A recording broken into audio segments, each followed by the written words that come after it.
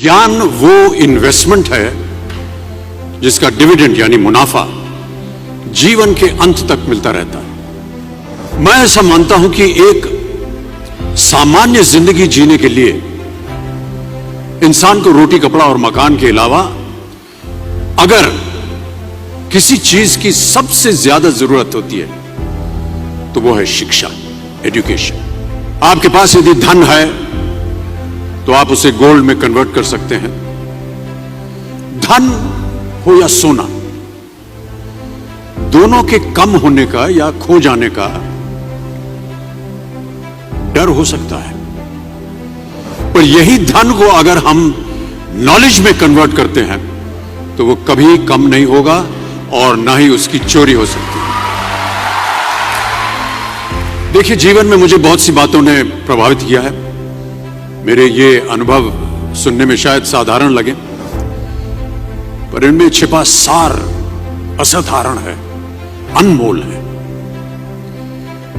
यदि मैं आपसे पूछूं कि सबसे शक्तिशाली व्यक्ति कौन है, सबसे शक्तिशाली व्यक्ति कौन है, तो कोई कहेगा कि जिसके पास पावर है, वेपन्स है, शस्त्र है, धन है, किसी देश का राजा या किसी सल्तनत का वारिस है।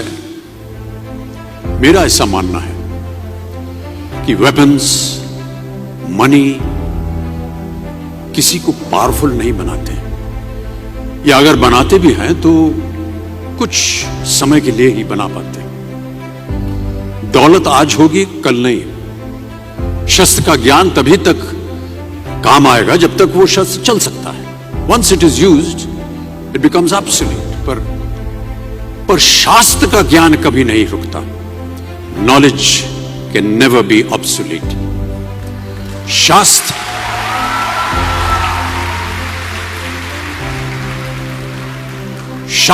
ज्ञान शस्त्र ज्ञान से ज्यादा असरदार, प्रभावशाली और शक्तिशाली होता है।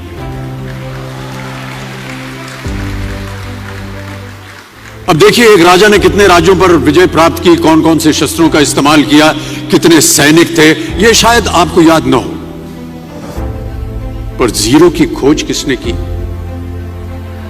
बल्ब का आविष्कार किसने किया, राष्ट्रगान किसने लिखा, ओथेलो मैकबेथ की रचना किसने की, ये आपको जरूर याद रहेगा।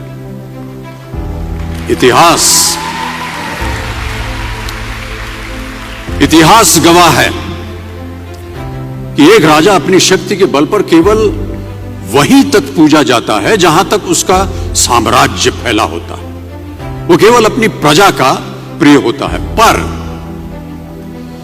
अपने ज्ञान की कीर्ति फैलाने वाले Albert Einstein, William Shakespeare, Rabindranath Tagore सिर्फ अपनी जन्मभूमि में ही नहीं बल्कि पूरे विश्व में पूजे जाते हैं।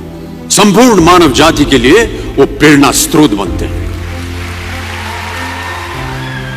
ज्ञान का धनी व्यक्ति हमेशा ही सम्मान और आदर योग्य होता है, क्योंकि ज्ञान वो कवच है, वो शील्ड है जो आपके जीवन में आने वाली कठिनाइयों से आपकी रक्षा करेगा।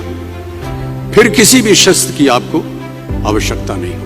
दो चीजें इंसान यदि अपने जीवन में एक बार सीख लेता है तो वो उसे कभी भूलता नहीं। एक है तैरना, स्विमिंग, दूसरा है साइकिल चलाना।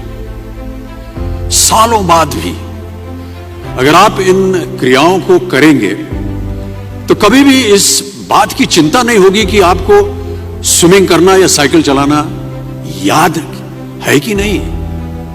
You will confidently do it.